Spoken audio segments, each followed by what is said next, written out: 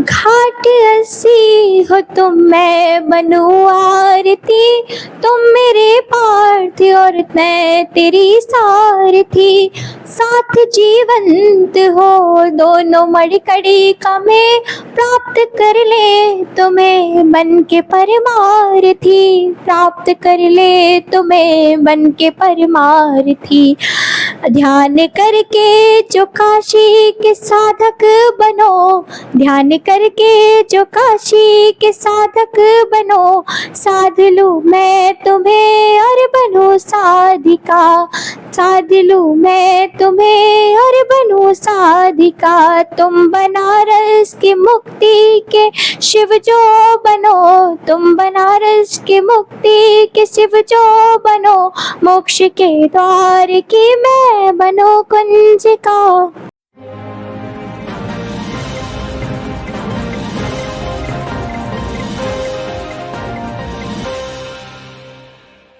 नमस्कार, मैं अनिल कुमार श्रीवास्तव। आप देख रहे हैं दैनिक जनजागरण न्यूज़।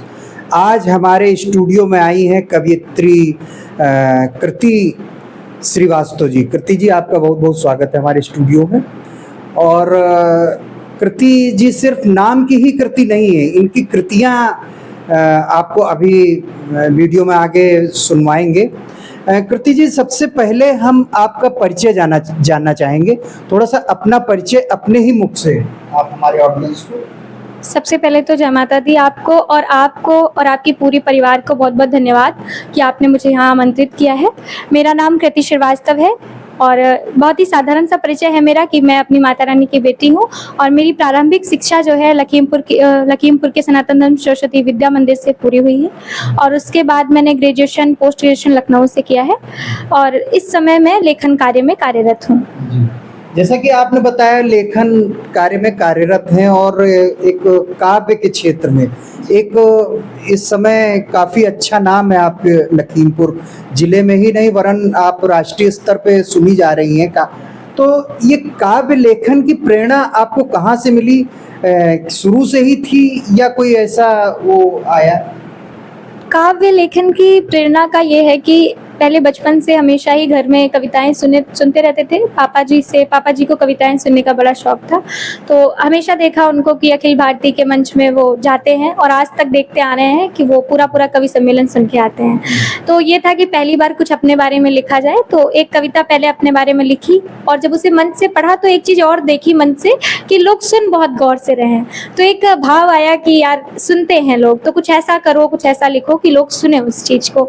फिर उसके बाद में जब बाहर पढ़ाई करने के लिए गई तो देखा कि समाज में बहुत सारी ऐसी कुरीतियां हैं जिस पर बात करने की आवश्यकता है। तो मुझे ऐसा लगा कि उन टॉपिक्स पे अगर हम लिखेंगे और अगर मेरी कविता की एक भी लाइन किसी के जीवन को थोड़ा सा भी अगर किसी के जीवन में बदलाव ला रही है तो ये मेरी कविता भी सार्थक हो जाएगी और मेरा लेखन भी सार्थक हो जाएगा। तो बस यही एक प्रेरणा स्रोत रहा है। लेखन जो काव्य लेखन है, इसकी विषय वस्तु ओज, श्रृंगार और हास्य, कौन सा पक्ष आपको प्रभावित करता है? वैसे तो ओज मुझे ज़्यादा प्रभावित करता है क्योंकि मुझे ऐसा लगता है कि कभी कभी ऐसे पद का चुनाव करना चाहिए जो कठोर हो। जैसे कहते नहीं है नीम और करेला अपने आप में कड़वा ज़रूर है लेकिन बहुत बेस्ट है लोगों की सेहत के लिए। तो बस यही है कि मुझे ऐसा लगता है कि ओज अपनी बात कहने में और बात मनवाने में सबसे ज़्यादा सार्थक है। लेकिन जब कहीं कहीं पे कमियां देखते हैं कि आजकल समाज में लोग प्रेम के नाम पर बहुत कुछ कर रहे हैं तो थोड़ा श्रृंगार पक्ष का भी वर्णन करने की कोशिश की है और यही दोनों पक्ष से मिली जुली कविताएं लिखती हूँ मैं। श्रृंगार में आपकी कविताएं काफ़ी सुनी जाती हैं और सराही जाती हैं और आपने अभी थोड़ी देर पहले कहा भी कि श्रोताओं ने आपको कवि बनाया, यानी आपका उत्साहवर्धन इतना किया कि धीरे धीरे आप काव्य लेखन से एक स्थापित कवि हो चुकी है। तो श्रृंगार काव्य में जो आध्यात्मिक पक्ष है उसको थोड़ा सा आप रखिए।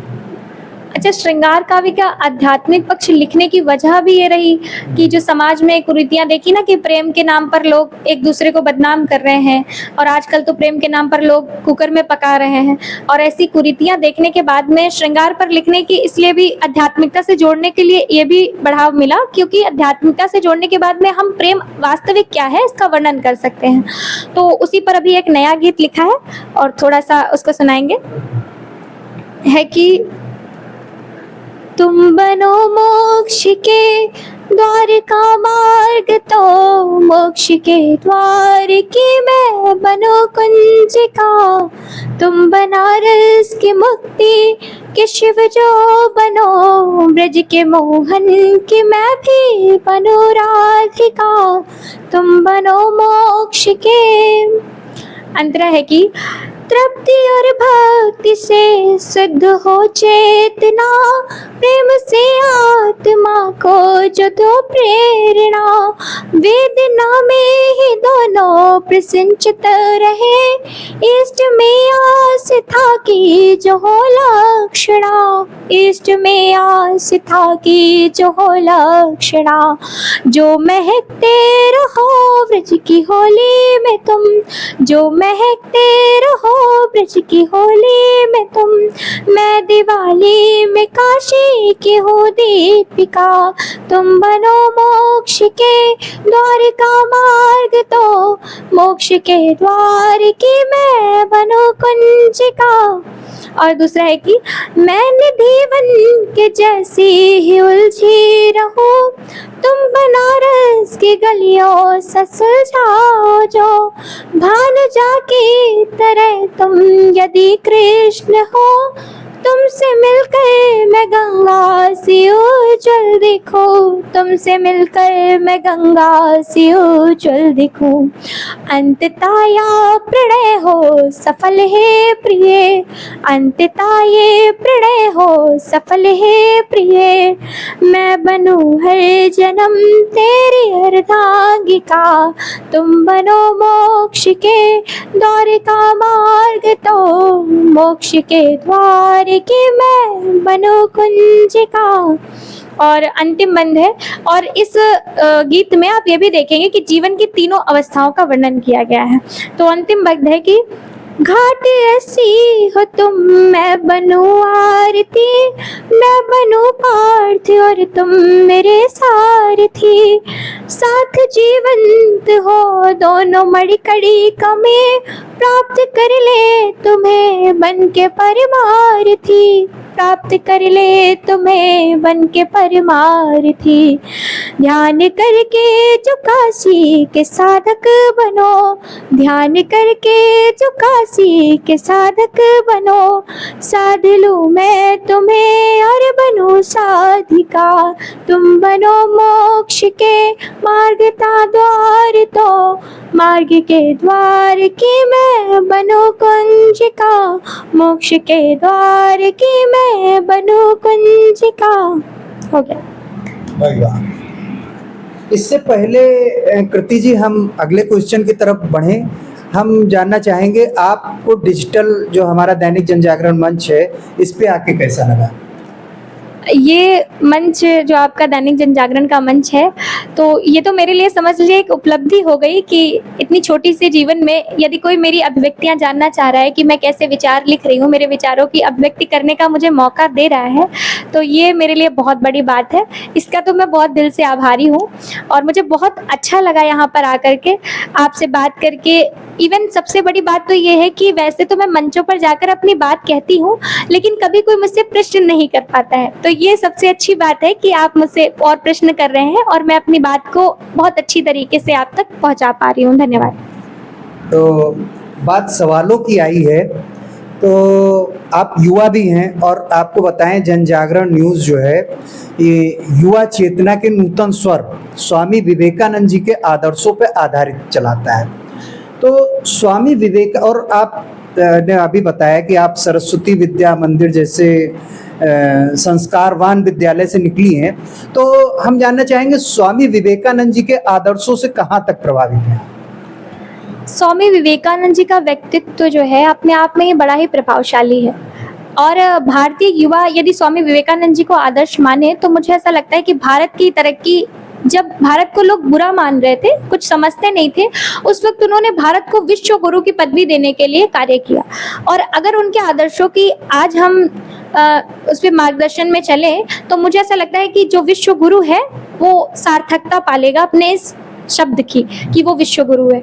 तो और मैं उनके विचारों से ये भी प्रभावित हुई क्योंकि उन्होंने कभी भी ये नहीं कहा वो सबको मानते थे, सभी को समान मानते थे और भारत में ये भी मानते थे कि सभी धर्म आराम से रह सकते हैं, कोई उनको इसमें आपत्ति भी नहीं थी। लेकिन फिर भी वे सदैव कहते थे कि गर्व से कहो हम हिंदू हैं। अच्छा, इसका कारण जब मैंने खोजने की कोशिश की कि इतने बड़े महापुरुष जिनके सभी मार्गदर्शन में चल रहे हैं और युवा के लिए जो इतने बड़े मार्गदर्शक हैं, तो इतने मार्गदर्शन के बाद भी वो सदैव यही बात कह रहे हैं कि गर्व से कहो हम हिंदू हैं।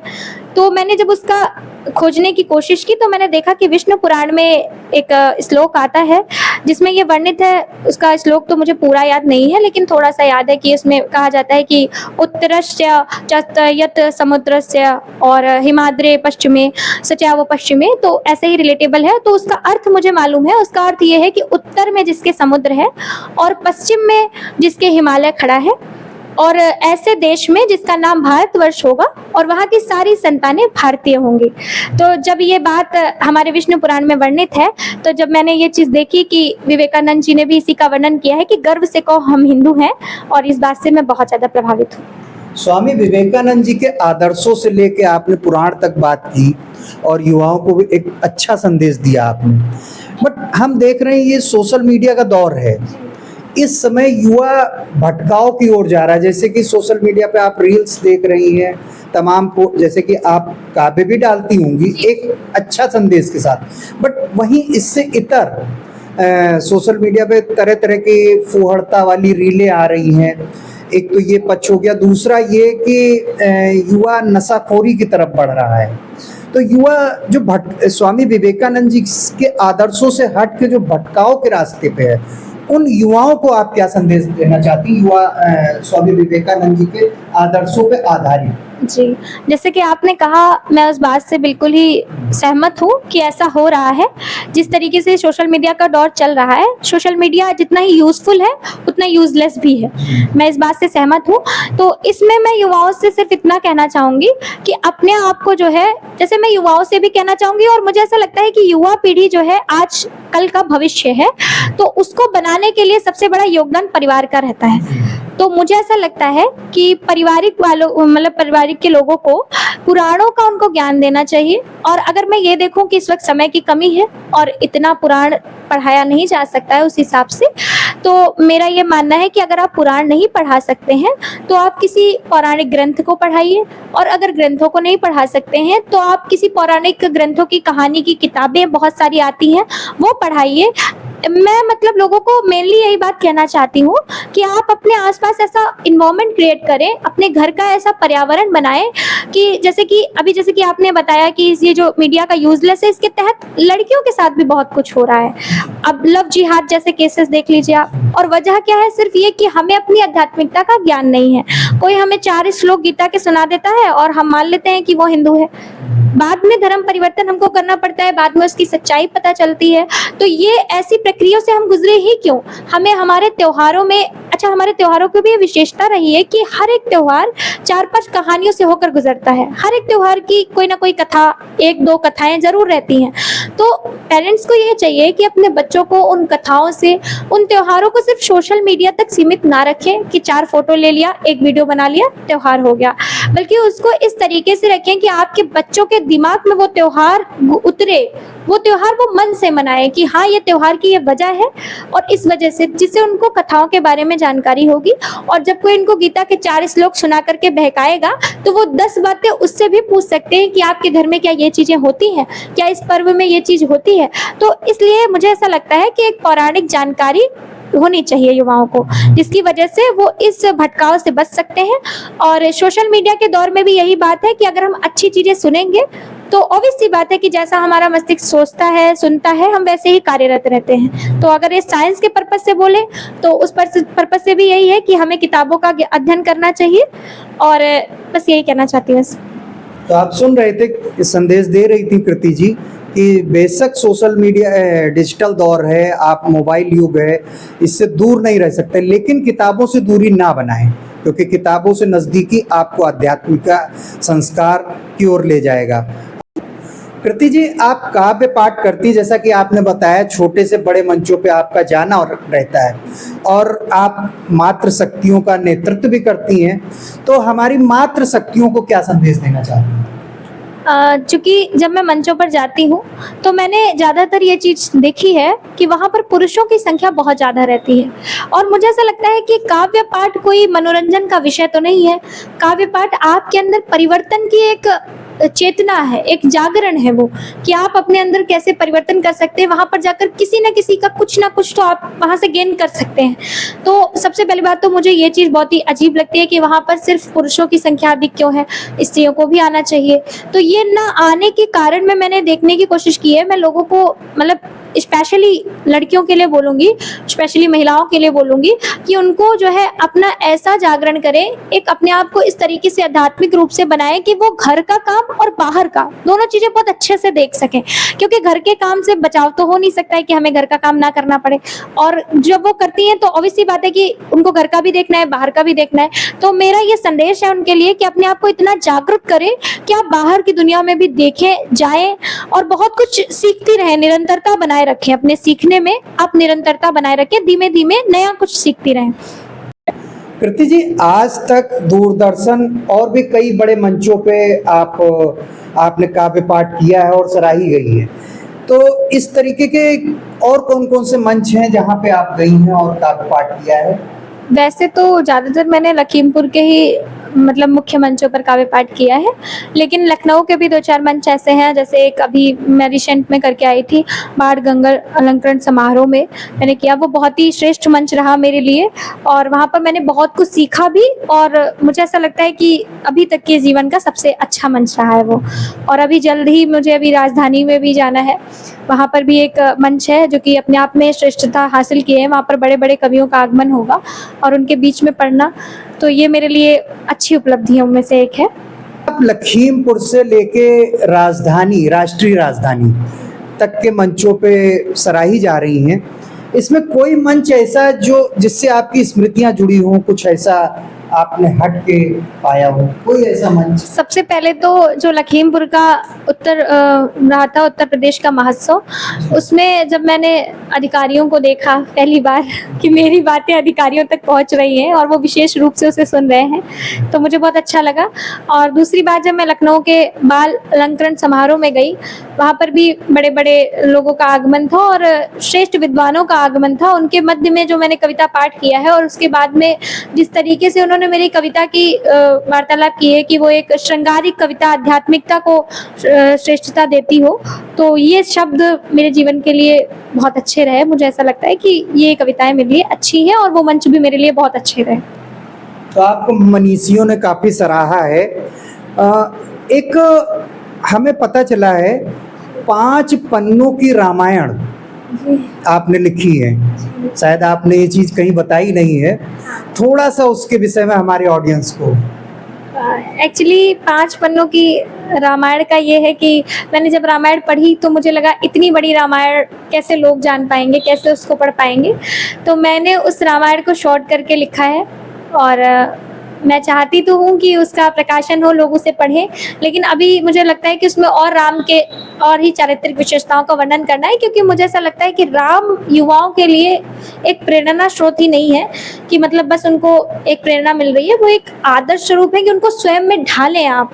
ये आवश्यकता है आजकल के युग की, कलयुग की ये आवश्यकता है कि राम को स्वयं में ढालने की ज़रूरत है। तो बस इसीलिए मैंने उसके ऊपर लिखने की कोशिश की है, और जल्द से जल्द वो पूरी हो जाएगी तो मैं ज़रूर आप लोगों को सुनाऊंगी उसको। तो आप देख रहे थे हमारी राममय कृति ने तुलसीदास की कृति को समराइज करते हुए किस तरीके से 5 पन्नों में उसको कलमबद्ध किया है, और जल्द ही आपको पढ़ने को मिलेगी। और आप बहुत अच्छा लगा, आपकी अनुभूति से अभिव्यक्ति तक जो विचार यात्रा थी आपने जनजागरण के मंच पे साझा किया। यूं ही हमें देखते रहने के लिए लाइक सब्सक्राइब जरूर करें। धन्यवाद, नमस्कार।